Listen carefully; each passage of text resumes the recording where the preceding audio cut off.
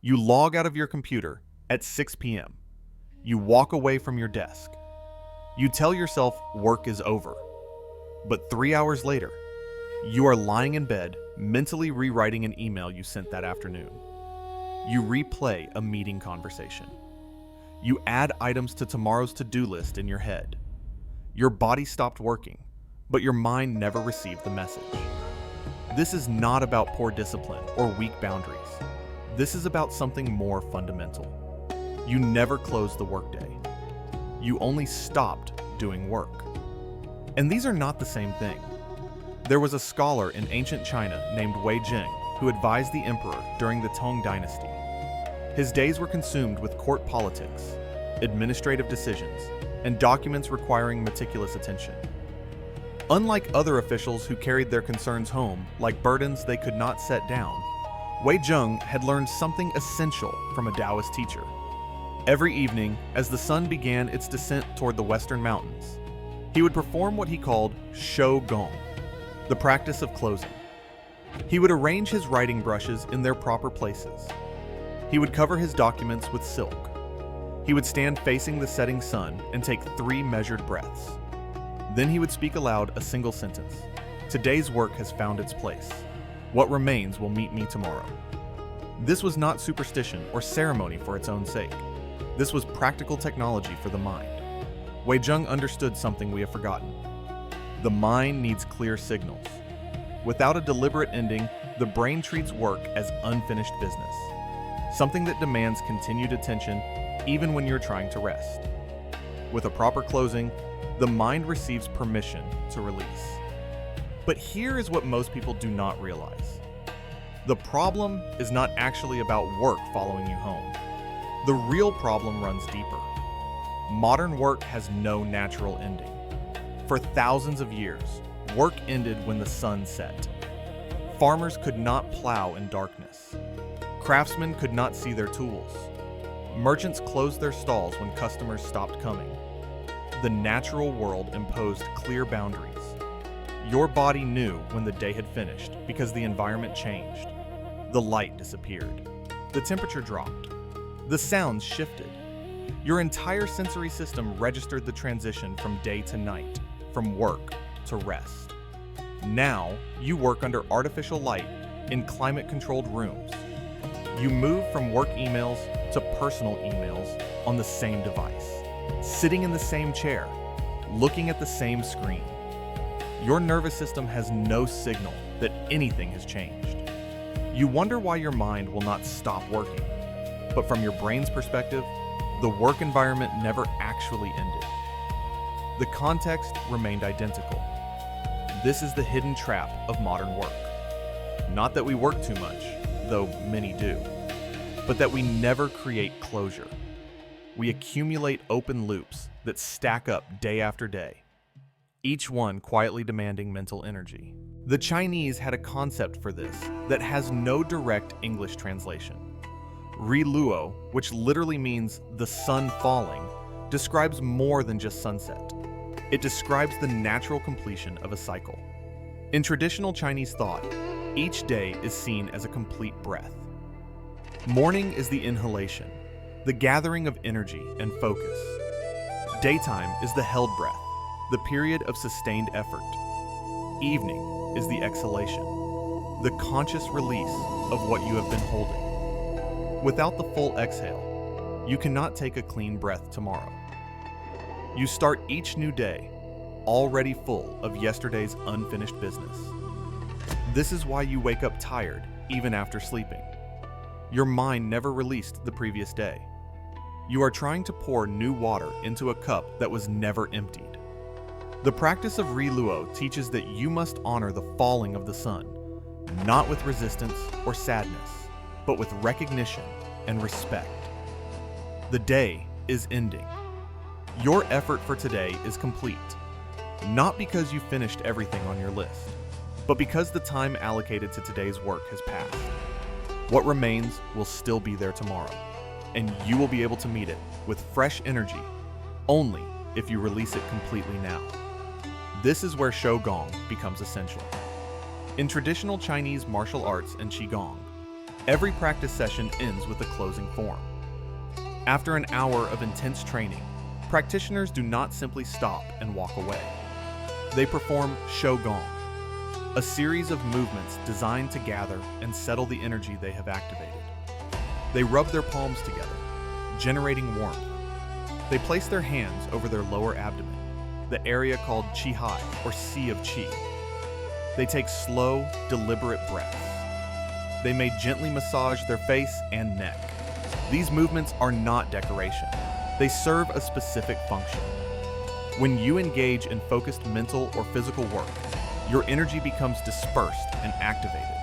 If you simply stop without gathering this energy back to your center, it continues moving through your system like waves that keep rolling after the wind stops. This is why you feel simultaneously exhausted and restless. Your energy is scattered rather than settled. The closing practice brings everything back to your center and signals completion to your entire nervous system. A software engineer in Shanghai discovered this principle after 2 years of chronic insomnia and anxiety. Chen Li would work late into the evening, often until 9 or 10 p.m.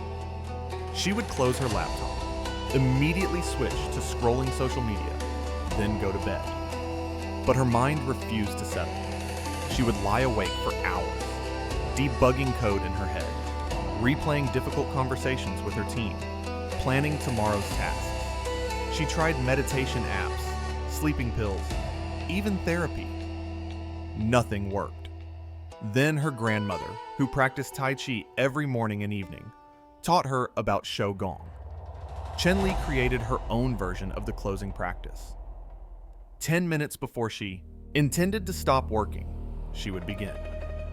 First, she would review what she had accomplished that day, writing down 3 specific completions. Not what remained undone, but what she had actually finished.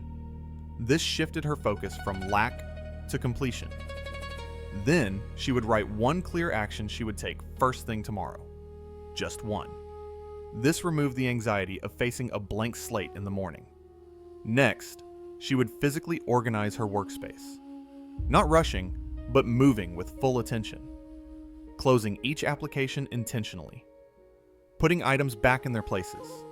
This gave her hands something to do, while her mind began to disengage. Finally, she would stand, place both hands flat on her desk, take 3 deep breaths, and say quietly, "Today's work is sealed. What I could not finish was not meant for today." The first evening felt strange. The words felt awkward. But that night, something shifted. The usual mental rehearsal did not start. Her thoughts were quieter. Within 2 weeks, the ritual had become natural, and her sleep had transformed completely. But here's the twist most people miss. The closing practice is not really about the specific actions you take. It is about creating what the ancient Chinese called a threshold. In traditional Chinese architecture, doorways were not just openings. They had raised thresholds you had to consciously step over. The act of stepping across signaled transition from one realm to another. Your body registered the change. Modern spaces have eliminated these physical thresholds. You can move from work to personal life without any physical acknowledgement that anything has shifted. This is why creating an artificial threshold becomes so important. The actions of your closing ritual become that threshold. Each time you perform them, you are telling your entire nervous system, "I am crossing from work to rest." Your body begins to recognize the signal. A teacher in Beijing who worked from home struggled with this exact problem. His name was Zhang Wei, and his workspace was his living space. There was no office to leave, no commute to create separation, no physical door to close between work and home. Every evening felt like a continuation of the day, and every morning felt like waking up at the office. He felt trapped in a continuous loop with no clear boundaries. Then he placed a small, woven mat at the boundary of his work area. Each evening at 6 p.m., he would stand, step off the mat, and physically turn his back to his desk. That simple action, performed consistently, became a powerful signal. The mat became his threshold. Crossing it meant leaving work behind. His partner noticed the change first. Jiang Wei became more present during dinner, more engaged in conversation, more relaxed. When work thoughts arose, he would gently remind himself, "I crossed the threshold. Work is on the other side." The practice of the completion statement addresses something even deeper than physical boundaries in Qi. Traditional Chinese calligraphy, a piece of art is not considered finished until the artist applies their seal, their personal stamp. This final mark is not just a signature, it is a declaration. It says, "This work is complete. I release it into the world." Your mind needs the same formal declaration. When you simply stop working without acknowledging completion, your brain treats every task as provisional, temporary, possibly requiring your attention at any moment. This keeps you in a state of low-level vigilance that never fully turns off. But when you formally state completion, even if work remains unfinished, you signal to your mind that this chapter has closed. The story continues tomorrow, but today's portion is done. A consultant in Guangzhou began ending each workday by writing a single sentence in a journal that she kept on her desk. The sentence never varied. "The work of this day is complete." Not "I finished everything." Not "I did my best." Not "tomorrow will be better." Simply, "The work of this day is complete." This small practice changed how she experienced her evenings. The gnawing sense of incompletion began to fade. She could be fully present with her family instead of mentally reviewing her task list. She stopped waking up at 3 a.m. with work anxiety. Her energy during actual work hours improved because she was truly resting during non-work hours. Her colleagues noticed she seemed calmer, more focused, less scattered. When they asked what had changed, she showed them the journal, dozens of pages, each with the same sentence. "The work of this day is complete." The ancient Taoists understood something modern productivity culture has forgotten. Endings are not automatic. They must be created. Your mind is not a computer that turns off when you close the lid. It is more like a flowing river. You cannot command it to stop flowing, but you can guide it into stillness through practice. The closing ritual is not about controlling your thoughts. It is about giving your mind a clear signal that allows it to naturally settle. It is about honoring the rhythm of effort and rest, expansion and contraction, yang and yin.